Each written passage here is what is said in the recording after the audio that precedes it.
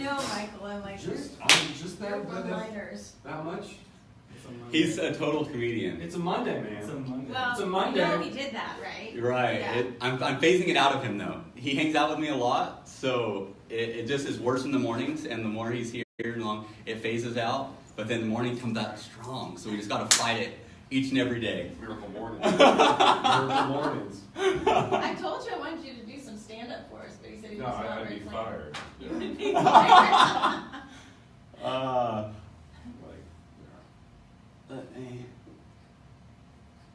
Okay, that's loading. Happy Monday to everyone. Thank you guys for coming. Can you guys see me at all? Because I can't really see you because the light's shining in my eyes, but does it look weird? Do I look weird? All right. I just have a really good feeling about this week. I woke up and I was really excited for today. And Sundays, nights, heading into Monday mornings can be rough on me, and I was like, I think this is going to be a really good week. And so I implanted that in my brain Sunday night, and I woke up feeling great. It's wild what the night before, that last hour, if we're in dread for the next day, guys, you're going to wake up in dread. I just promise you that. So that's a little something I just wanted to share with you. I do feel like this is going to be a really good week. Exciting stuff going on. Let's get our Monday Power Up started. Good morning. Welcome to Power Up with Maps. What is this 85%? The University of Cincinnati said 85% of what people worry about never come about. Wow. And I started thinking, wow, 85% of your energy is going towards something that will never happen. And worry is generally about the negative things, not the positive things in life, right? So 85% of your energy is going towards the negative. Ouch! That means only 15% is what you got left to go towards your goal. Well, we also know that energy cannot be created or destroyed. It can only be transferred or transformed. So if you're transferring 85% of your energy towards the negative and 15% towards your goal, well, guess what? Chances are you're not going to hit your goal. How do you know when you're absolutely committed to making a goal? You achieve it. That's what commitment is all about. And if you've got team members that are not 100% committed, well, they're going to hold you back. Are they worrying about something? Are they putting 85% of their energy, 85% of their thought process towards something that's not going to happen at all? You know, 539 times in the Bible it says fear, uses that word. Most of the time it says fear not. So what are we worrying about? What are we fearful about? Let's just go achieve our goals. After all, do you want to achieve your goals? I do.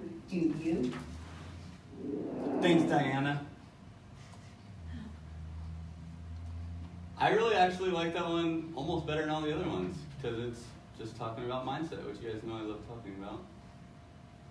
All right, let's watch this. Not this guy. After you die. Don't just aspire to make a living.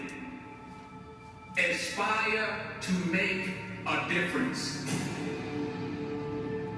Anything you want good, you can have. So claim it. Work hard to get it. When you get it, reach back. Pull someone else up. Each one, teach one.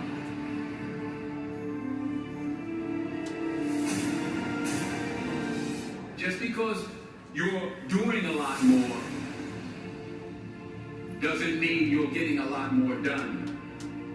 Don't confuse movement with progress. You don't start because of what you don't have.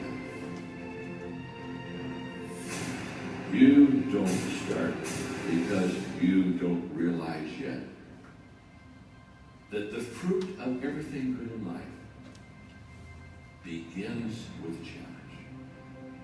There's nothing easy in life, worthwhile in life.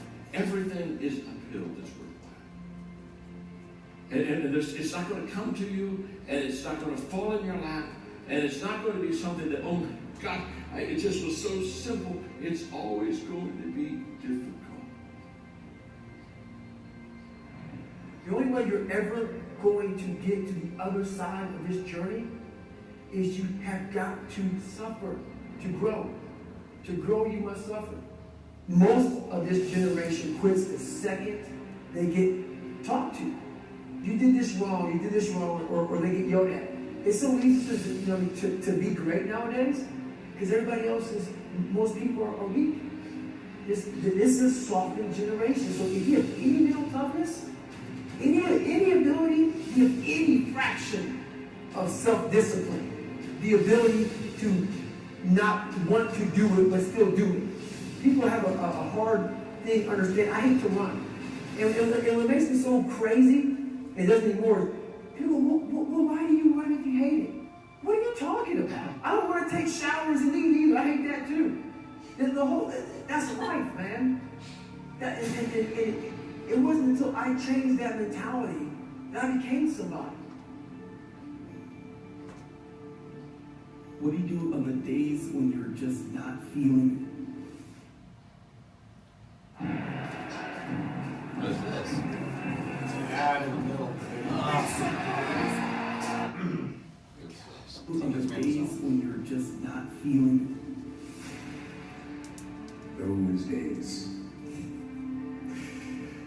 Those days when I'm tired or worn out or just basically sick of the grind. Well, what do I do on those days? I go anyways. I get it done, even if I'm just going through the motions. I go through the motions. I don't really want to work out. I work out. I really don't want to hammer on a project. I hammer on the project. Don't really want to get up and get out of bed. Yeah, I get up and get out of bed. But if you can get through to doing things that you hate to do, on the other side is greatness. So have dreams, but have goals. Life goals, yearly goals, monthly goals, daily goals. And understand that to achieve these goals, you must apply discipline and consistency. In order to achieve your goals, you must apply discipline and consistency every day, not just one Tuesday and miss a few days. You have to work at it every day. You have to plan every day. You've heard the saying, we don't plan to fail, we fail to plan. Hard work works. Working really hard is what successful people do.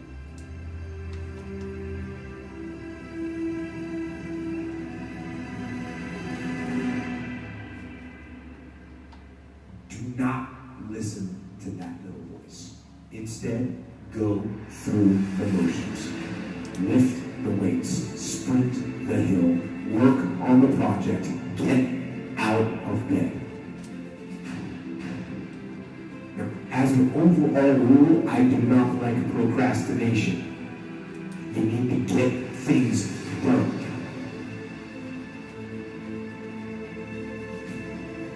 Growth is the only guarantee that tomorrow is going to get better. The first question is very simple. What are you doing to develop yourself?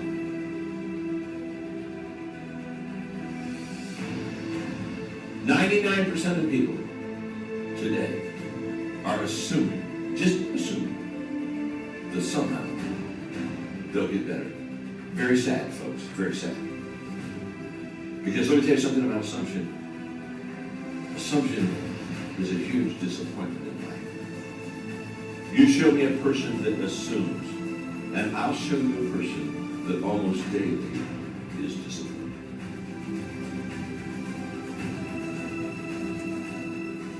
For me to fix this, I gotta read what the hell is wrong with David God. Not blame anybody. Read my book. Say, okay, I'm afraid of my shadow. How can I overcome that? Go in the military, get your ass kicked, do things you hate to do. Be uncomfortable every day of your life. Roger that. I'm not the smartest kid in the world. Okay. Instead of somebody saying, oh no, you're smart. No, don't say that to yourself. I said to myself, no, I'm a dumb motherfucker. Okay, roger that. How do you get smarter? Educate yourself. So the things that we run from, we're running from the truth. We're running from the truth, man. So the only way I became successful was going towards the truth. As painful, as brutal as it is, it changed me. It allowed me to become, in my own right, who I am today. Tighten up, people.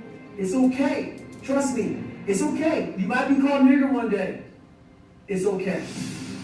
You might be called some Jewish word or some faggot or gay word. It's okay.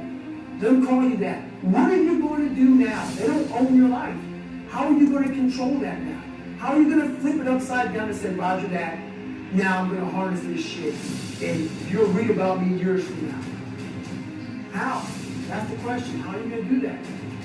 Taking your skin, become more of a human being. Don't be afraid of the reflection in the mirror. And that's all you can be afraid of. Once you overcome the reflection in the mirror, you've done it. Here's the hard truth. People don't necessarily want you to succeed. And the bigger your dream, the more people that are going to come out of the woodwork to try to stop you. As Oliver Emberton said, the only way to avoid pissing people off is to do nothing important. But if you're striving for something important, if you're trying to make real change, if there's something in your life that you are absolutely hell-bent to make happen, you have got to understand that you're going to be fighting against something. People are going to be pushing back against you, and it is going to be your ability to hold true to that vision that's going to determine whether you can pull it off. And as Victor Hugo said, you have enemies? Good. It means you stood up for something at some point in your life. And that's what people miss. They somehow want to get through this unscathed. They somehow hope that with this grand change that they want to make, that people just fall in love, that they see your vision, that they fall in line behind you, and that they want you to lead them. That's not the way that people work. Having the vision already puts you in an incredibly rare group of people. Being able to see something that other people can't see, that is the role of a visionary, is literally to interpret the world that other people don't even know exists, and bring it into fruition and get people excited about it, get them to fall in line. But understand, when you build an army, you will have an opposing force. But as Mark Twain said, keep away from those who try to belittle your ambitions. Small people always do that. But the really great ones, they make you believe that you too can become great. And that's the kind of person that you want to surround yourself with. You want to surround yourself with people that believe in you. You want to surround yourself with people that even when they can't see it, they can see you. Even when they don't understand what you're trying to build, they believe in you, and they're willing to get in line, and they're willing to meet that opposing force. And when you're able to galvanize people around your idea and push it forward and paint for them the world not as it is, but as it could be, that's All right, we're not doing that. I think that was great. Awesome. Sorry for the language, guys. I forgot that was going to be. No, all good. I'm not for cussing or anything like that, but in a way, I get pumped up at the same time over it, because sometimes we have to be like that with ourselves to get us out of our little safety shell that we like to live in this fantasy world. Can you flip on the other light for me and go ahead and shut off the projector for me as well? Thank you, Michael. That was good stuff. I needed that this morning. I think we all do every single day, unfortunately. I wish that we can just have 1 week without us having to wake up and wanting to live in this pretend world that doesn't exist, where everyone likes us, everyone gets along, everyone's got money to do whatever they want, but unfortunately we don't. And honestly, the more influence we're going to have on this world right now, the harder our resistance is going to be. Guys, I am pushed back every single day by what I'm doing, by me moving here, coming to this market center, this office. They're like, you're crazy. What are you doing? I have no idea, but I know I'm supposed to be here. And I want to be a leader. And what a better place than to start from the ground up, and be able to build a foundation that's so much bigger than me. Y'all know it's harder to build on top of a house that's already got the foundation, right? You guys can't have a custom floor plan on a foundation that's a square. I mean, you can, but you're only going to be able to build on whatever the parameters of that foundation is. And that's why I'm not even building my house yet, guys. I'm not talking literally, I'm talking figuratively. Like, I'm not even building my house, I'm building my foundation that's going to carry me through the rest of my life. And each and every day we have to, I believe, wake up with that, like, nah, I got a house to build, it's going to happen, but right now I'm working on the foundation, because without this foundation I can't do anything. I can't do anything worthwhile. And if I'm doing something and I'm not getting resistance, I'm concerned that what I'm doing isn't big enough. That's the mindset I have. Those are the questions I'm asking myself. Not already pissing people off. I don't really care. I'm going to do that whether I make a left, make a right, say this, say that. It doesn't really matter, guys. You guys are going to be opposed. But if I'm not getting enough pushback from enough people, I know that my goal isn't big enough. My influence isn't big enough yet. I'm not trying to ruffle feathers, but guys, when you are a positive influencer, you will ruffle feathers. In this real estate business, you start getting some sales, you will ruffle feathers. Start treating people right, you will ruffle feathers. And that's where it gets weird, because you're like, well, what do you mean? I'm doing the right thing, I'm saying the right things, I'm loving people. Why are more people hating me? Because they hate what's in you. They don't hate you. They hate what's in you. They hate what you're giving back to the world that they're not able to right now. They're envious.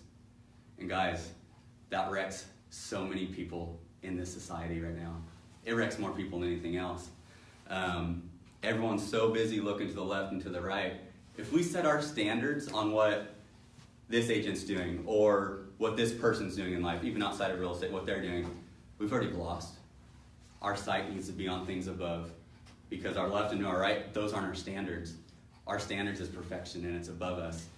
And we'll never attain it, and thank God for it. Because if we did, we would get so full of ourselves that we think we had all of the secrets to life. And we don't. We live in a broken world. But it's why each and every day we have to feed our brain, feed our soul with positive things. Guys, if your circle isn't good, I'm not saying to cut them out, but man, see what it does just to minimize the time with that person or those people. Cut them out. I typically cut them out. I have a feeling that you do that too. Yeah. I got to figure out who's in your circle so I could start making some cuts. Just kidding. That's good.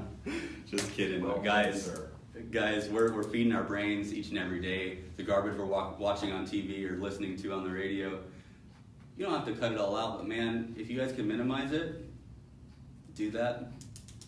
It plugs a lot more juice into our brain and creates a lot of thoughts that we don't even know it's creating, but it is if we're constantly in it. And so that's why these morning power-ups are so important to me and the rest of my day. And whether you're here or not, I'm just going to ask, did you read your word today? Were you in prayer this morning?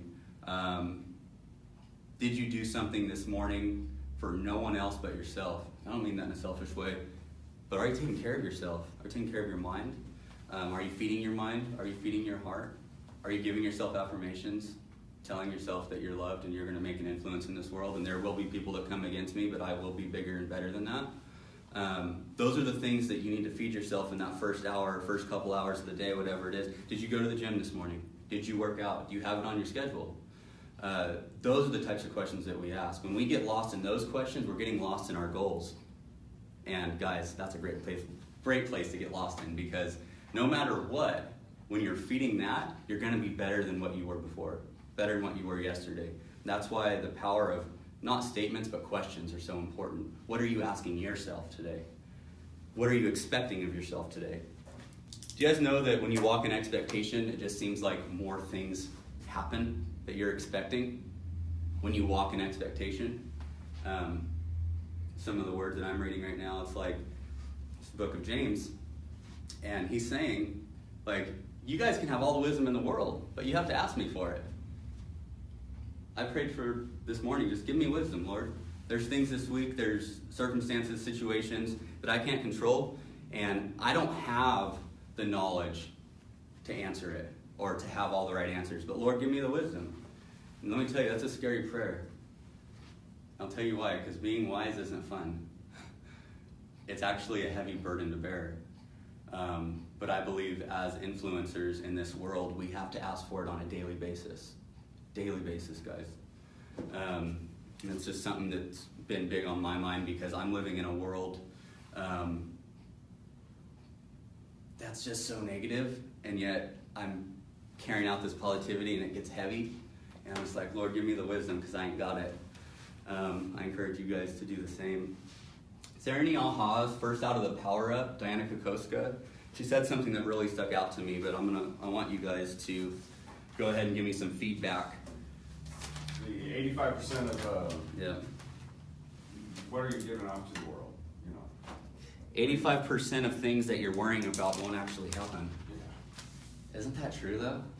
I want to see how they did that study. I'm kind of curious. Like, I'm worrying about this, and they go back, well, 8.5 of those things came true, or didn't come true, so that means, interesting to think about. But I know it's true because I've experienced it in my own life, and I know you guys have too. We often worry and put more energy into things that more than likely won't even happen, that it takes us away from the 15% of the things that will, or 15% of the things that do. That was a wake-up call to me when I heard that this morning. Like, oh, shoot. I've been forgetting about that. Like, a lot of this crap that I'm worrying about and continuing to run through my brain probably won't happen. And like, what a pleasant reminder to yourself. I need to remind myself of that more because I think we all are guilty of that, right? We worry. Yeah. We worry about crap all the time. And you guys out there that are like analytics, you analyze things maybe more than you should. Take a step back when you notice your mind going there. Am I looking at this too hard? Am I digging into this more than I should? Is it bringing out emotion in me that I shouldn't be having? Because if it is, I can tell you it isn't of God. That's just how I think. But if I'm feeding myself things that aren't of God, I find myself to be in a very distant place on a daily basis. And that's why just having that reminder that most of the crap I'm worrying about isn't going to happen, it's just good to keep at top of mind at all times. Anything else you guys took out of that?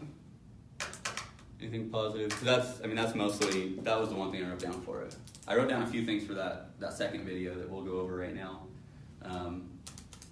But why is Diana Kokoska, one of the leaders in Keller Williams, talking about that for realtors?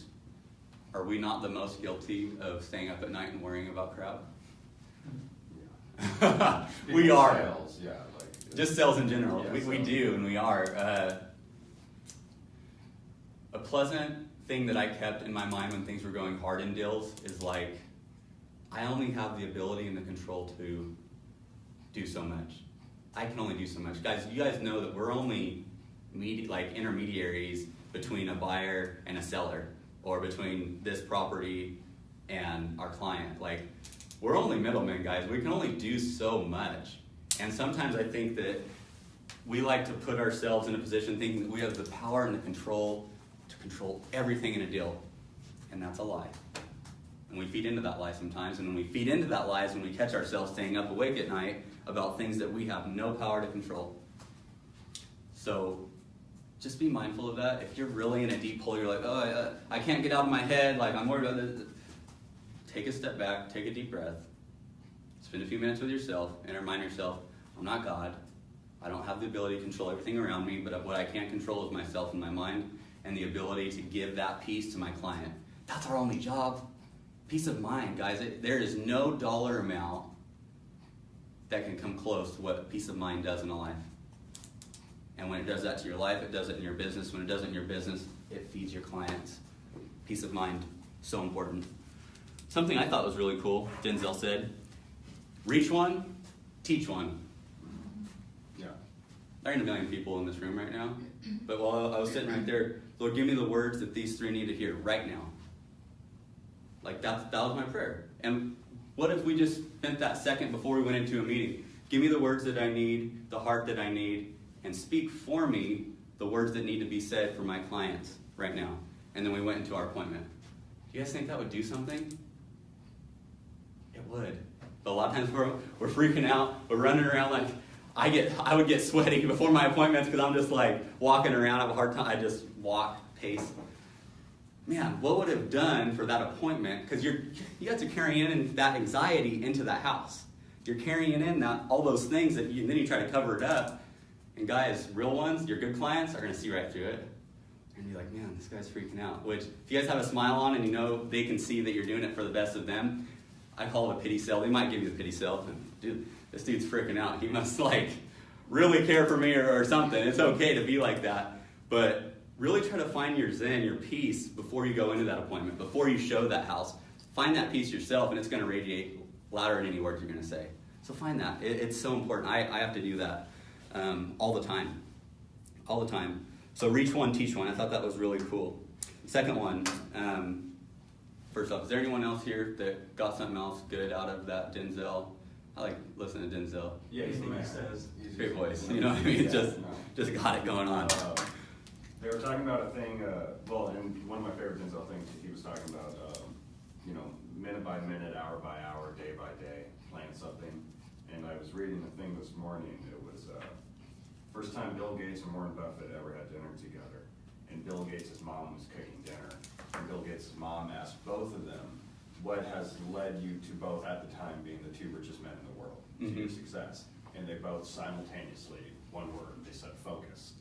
Just focus on every little thing, that just mastering the art of being focused constantly on every task they do, in the minute, in the hour. So hard to do though, huh? Yeah. I struggle with it, guys. But to just be able to take a step back. Yes. To just focus on what needs to be done to create, for one, to be the most intelligent economic investor probably the world will ever see. Yeah. And the other to bring us computers and bring us into he and Steve Jobs bring us into the modern era of technology. So true. Yeah. How can you not worry? Yeah. You gotta have focus. Yeah. Oh man, good one, Michael. How can you not worry? I'm gonna repeat what he said.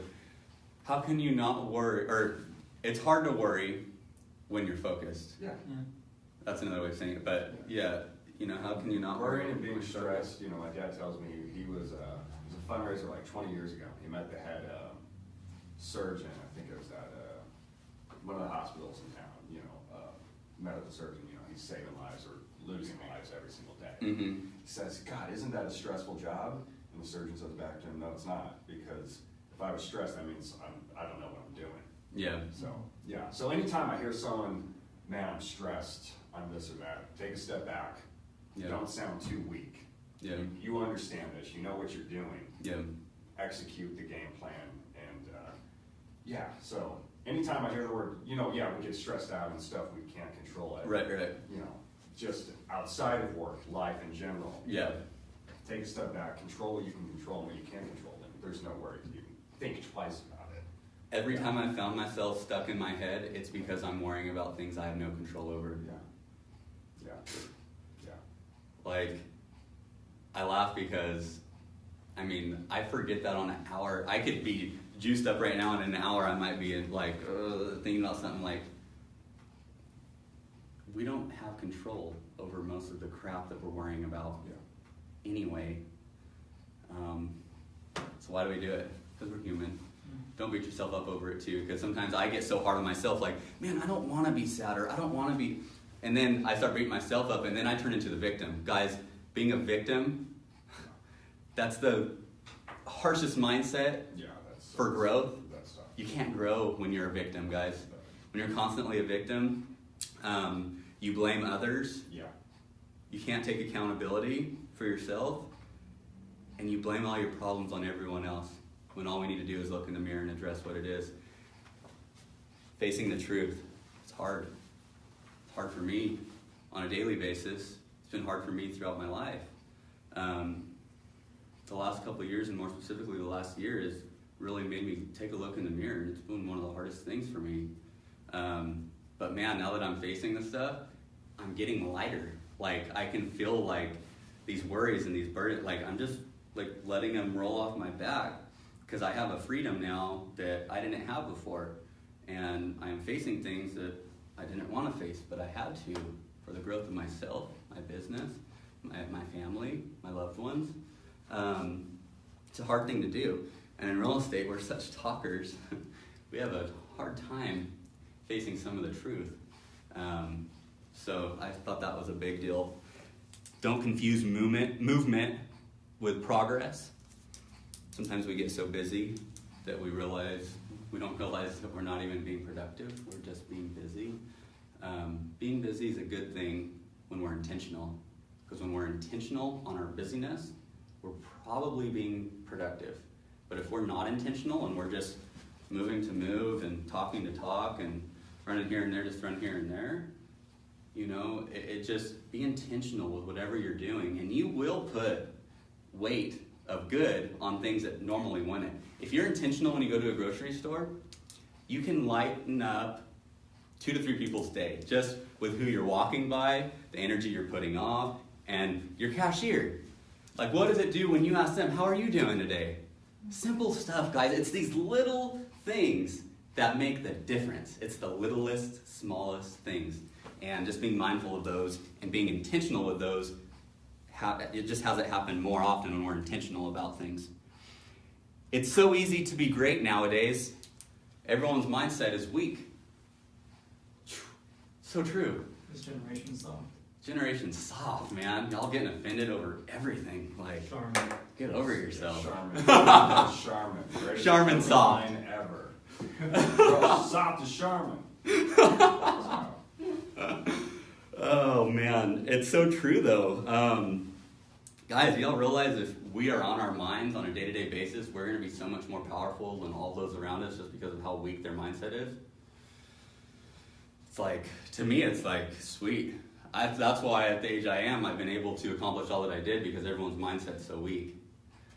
Otherwise, I wouldn't be standing here. I wouldn't have achieved anything that I've achieved, but it's easy. It's easy competition out there when your mind's right. It gets so easy.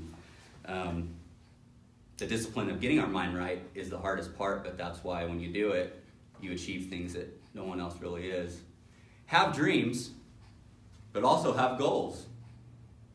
Everyone has dreams, but few have goals. There's a difference between dreams and goals. My goals, or my dreams, I don't necessarily put on paper as much as I should, which is important to write your stuff out, guys. And it does a lot, even with your 1 through 5, if you haven't filled out your goals.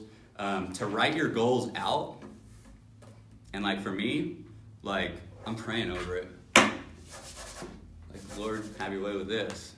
I don't know how it's going to happen, but you do. And then start writing it out, guys. We can't just necessarily lay it all out and then just not do anything about it. That's where writing it down is your first step. What's your dreams? It's create your Disney, is what they call it in Keller Williams. Create your Disney.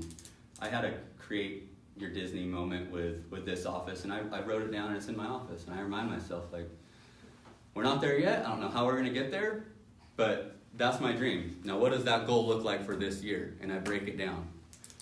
And I break it down, and I keep breaking it down, because, guys, when we're intentional about turning our dreams into goals, our goals start leading to the actions and the behaviors that will get us there. It's a wild thing, but when we're writing that stuff down, praying over it, looking at it, whatever it is, it's more likely to happen because we're starting to put actions with our thoughts and our words. And that's already getting you in the discipline of doing things that you're not necessarily wanting to do. I don't want to spend the time to write down my stuff on a 1 through 5. I don't want to spend the time to write it on a 411 what it looks like in a week. I've gotten the habit since I've been here of doing that. On a Monday, I have my 411, what are my goals for the week, already written out because I did that Friday. I scheduled that Friday so that way I can enjoy my weekend and come into work Monday, and I could be in whatever state on Monday morning. I come in and I know what I'm doing. That's big for me because I'm just usually a happy-go-lucky lot without having things written down and doing it, and I believe that you guys are too. You're like that. Like, but Blake, I can just be me, and I can kick everyone's ass around here. That's a dangerous mindset to get into. I got in that mindset back home. I was able to sell 50 homes without very many systems, but I plateaued there. You guys will all plateau at a certain, whether it's 10 homes, 20 homes, $1 million in inventory, 5 million. Everyone has their plateau. Everyone has their natural achievement ceiling. The breakthrough only happens with improved models and creativity. Putting stuff down on paper, writing it out, that's step 1. Any questions with that? Any comments? You guys agree, disagree? agree. I concur. That's my word, Michael. I concur. I concur. I concur.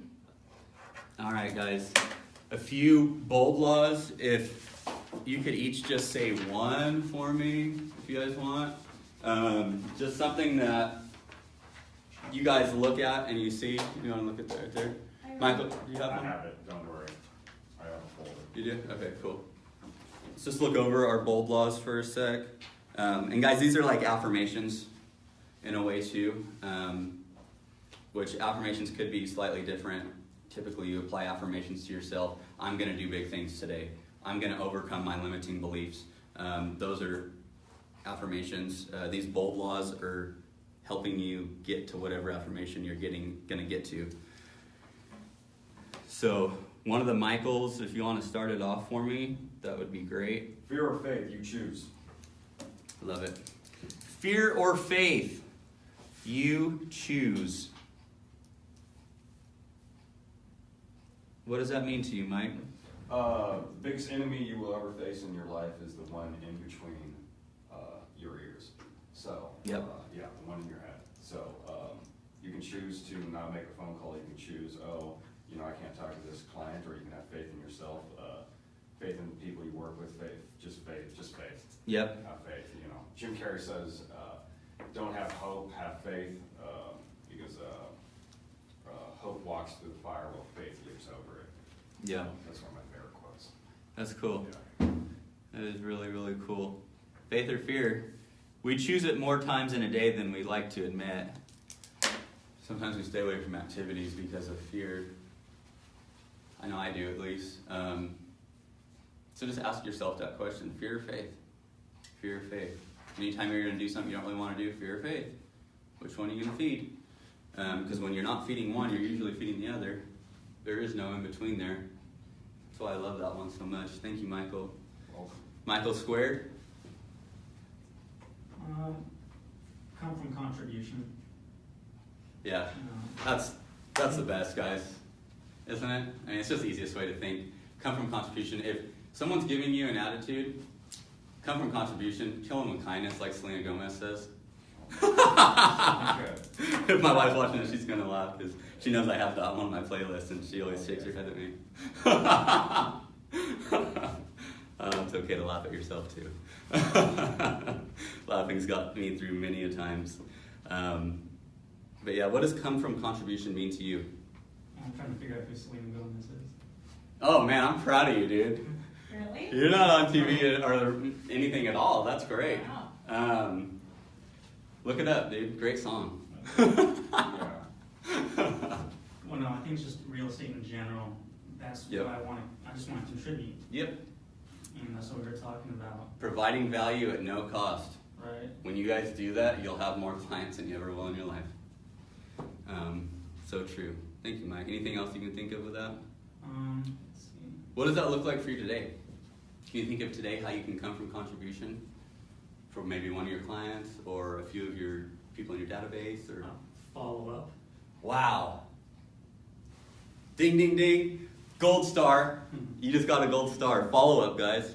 Coming from contribution involves following up with our people.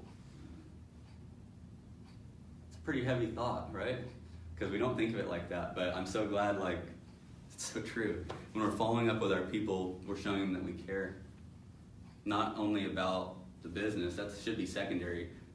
The goal of when we come from contribution is that we show them that we care about them more than anything else. Amen. Good stuff. I have two that stand out to me. 2, all right. Two? Yeah, do it. We don't Okay, have time for that. so you teach people how to treat you. Yes. And that is something that I remind myself of this bold law all the time. Yep. And some stuff from my past that, you can, allow people to bully and push you around, or, and if you cower to that and you do the victim thing, or you teach them that that's okay to treat me that way. And so Yep. it's kind of being strong in who you are, being kind, but also having a Being strong. strength that doesn't allow you to be pushed around Yep. by others.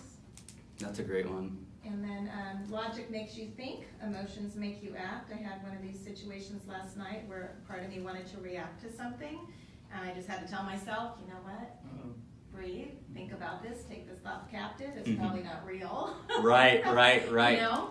And it was amazing how it just kind of disappeared. Yeah. And I was like, oh, you know, in life sometimes I think we get in trouble when we're reactive instead of being slow to speak. Yes. You know, and just kind of sitting and letting it marinate for a while is what I call it. Let it marinate for a while. Right. And the barbecue called your brain. Right. So it's easy to react, that knee-jerk It reaction sometimes, and just stopping. Yeah. And realizing also, thinking through, okay, if I react, what's the chain reaction? Yep. And what, like looking down the road, because I mean, we're all human, we've all done it, and we know that, okay, what if I don't react? What if I just sit with this? And right. So, anyways. So true. I feel like, and maybe it's just because I've been around realtors so much the last 6 years, I feel like we got a lot of people reacting out there, a lot of agents reacting. You react on other agents. And sometimes it's natural. And sometimes it's pathetic. It's such, it is, in my, one of the worst traits a human being can have is a reactionary personality. Yeah. You know, I understand, but geez, grow up. Yeah.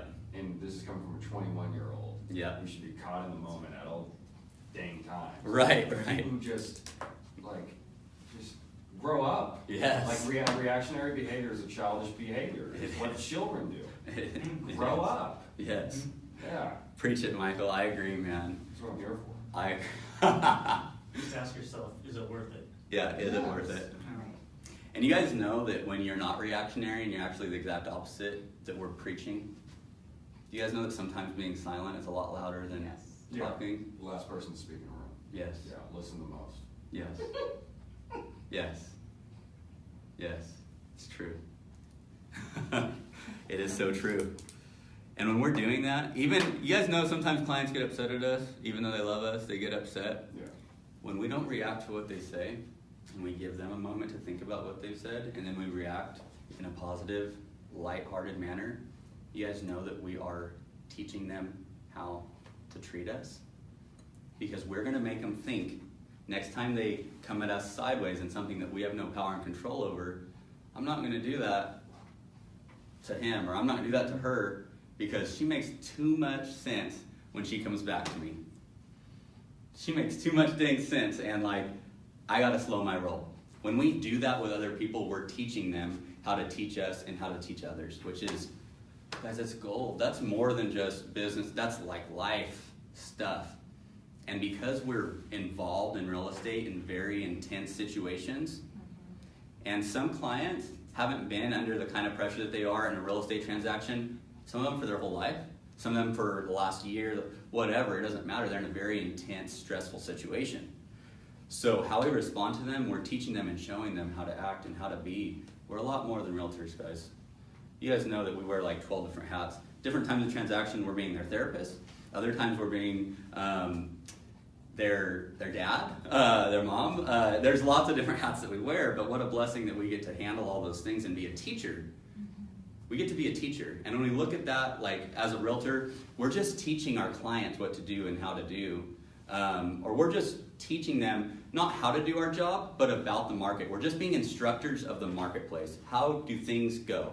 If we take that approach instead of like, I know everything, you don't know anything, you don't need to know anything, just know that that's not what they want. They mostly just want to understand it themselves. So when you speak to them, keep it elementary. They don't know the real estate verbiage and the lingo and the SBQ and the TDS and the da-da-da-da-da-da-da. Don't confuse them. Don't belittle them by speaking over their head. Get down on their level, speak to them, be an instructor, and watch how they respect you as such. So important. That's all I have for today. Thank you for coming. I appreciate you all. Paso Caravan tomorrow, mastermind here at the KW office in Visalia at 11:30. I think we're covering social media, most specifically Facebook, how to do good ads. We're in Paso. What did I say? Paso? Visalia. Oh my gosh. Okay, we're not in Visalia. We're in Paso Robles. Sorry, that's my old hometown. Paso Robles tomorrow, 11:30. Be there for the mastermind. I appreciate you. Have a great day.